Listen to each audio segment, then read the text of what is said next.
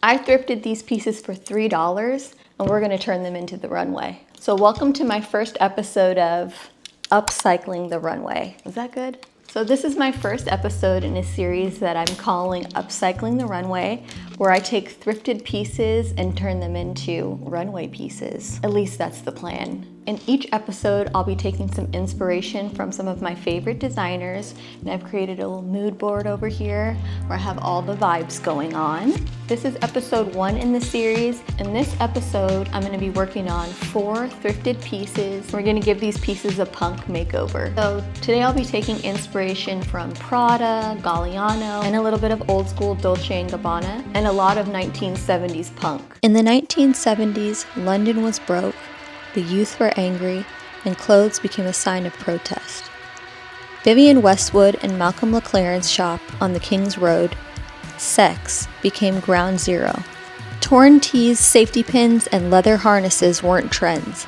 They were a middle finger to the authority. Every safety pin, every slogan tee was a reaction to an oppressive system in a climate of uncertainty, chaos, and recession. In New York, a different kind of punk was brewing. Downtown kids who couldn't afford glamour built their own. With ripped denim, thrifted jackets, and hardware, they made fashion out of necessity, using what they already had. The Ramones, Patti Smith, Blondie, they made CBGB, the American stage for the revolution. And then Los Angeles lit the match. Under the glow of Hollywood's false perfection, a raw, violent, suburban rebellion exploded. Bands like Black Flag, The Germs, and X turned garages into stages and DIY into a movement. Their fashion wasn't polished. Sharpies on leather, duct tape over logos, ripped tights, and army surplus, all symbols of rejecting the American dream. Punk never dies. Let's get into it. Enough talking. Let's up these pieces.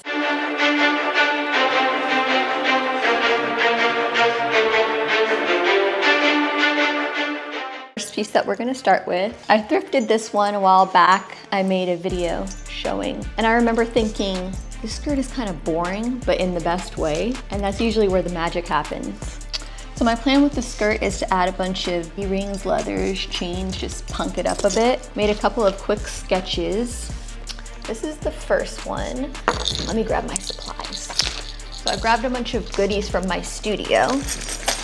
Got a bunch of D-rings, buckles, hooks, super chunky moto zippers, which I'm gonna use. I think I wanna add 2 going up the front of the skirt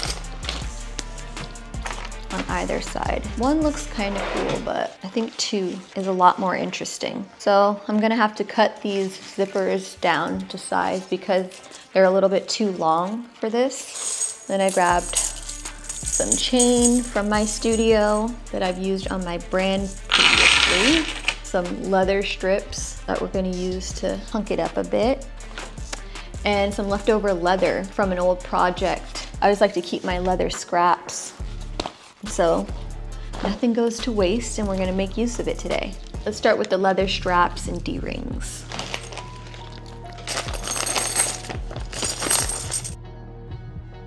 I'm cutting the leather into strips for straps, seeing where the hardware wants to live.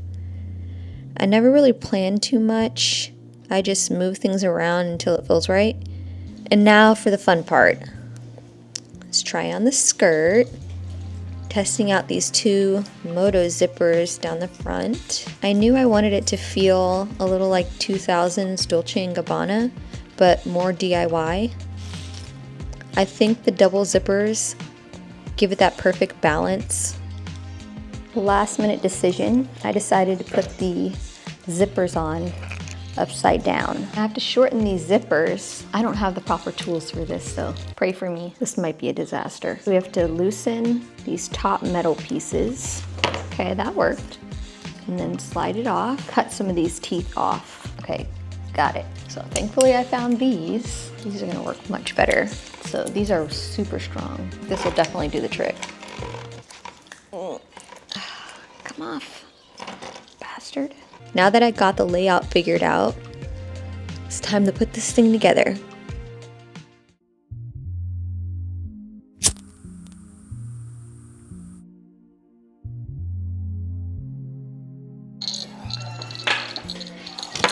All right, finally got those zippers in. I didn't have my zipper foot and I didn't want to wait any longer to make this video, so made do with what I have. Very fitting for this video. But finally got those zippers in. I love mixing structured details with raw edges. So I'm keeping some of the seams exposed. It gives it that lived in, thrown together kind of feel.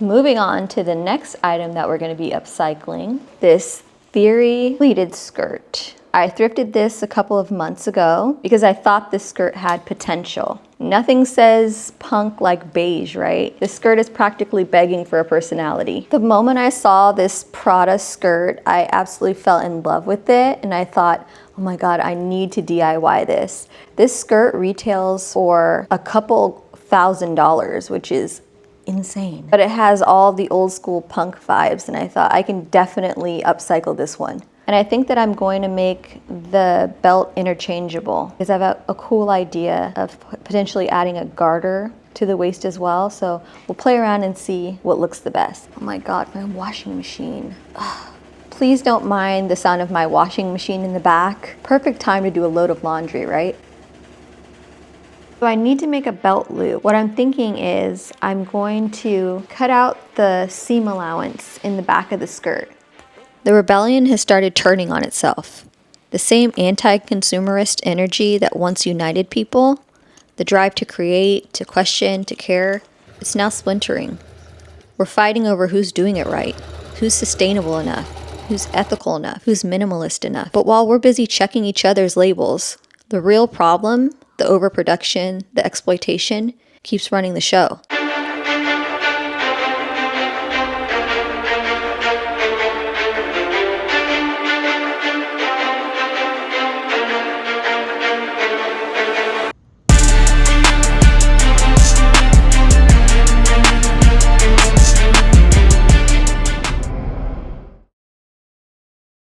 Save the best for last. At least that's the plan if all goes well. And don't mind the mess in the back. So here's the jacket. This jacket makes me feel like I should be yelling objection in a courtroom. Let's stab it with grommets. I'm thinking grommets down the seams because I'm emotionally attached to adding hardware at this point. Maybe a leather collar would be cool. The vibe I'm going for is I'm on probation, but make it Galliano. Bought this jacket from Goodwill for $10 and I thought it's got bones.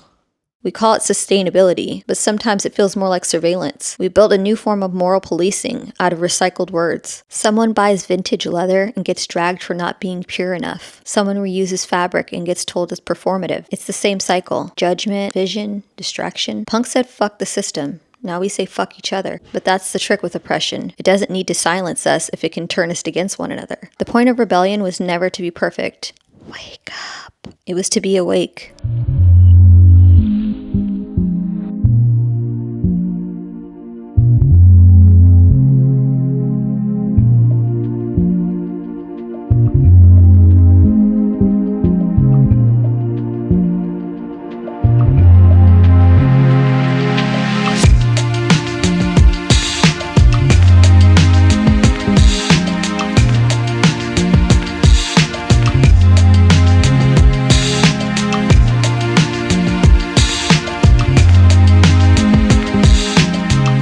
Real progress isn't uniform, it's messy, it's human. I'd rather stay imperfect than obedient.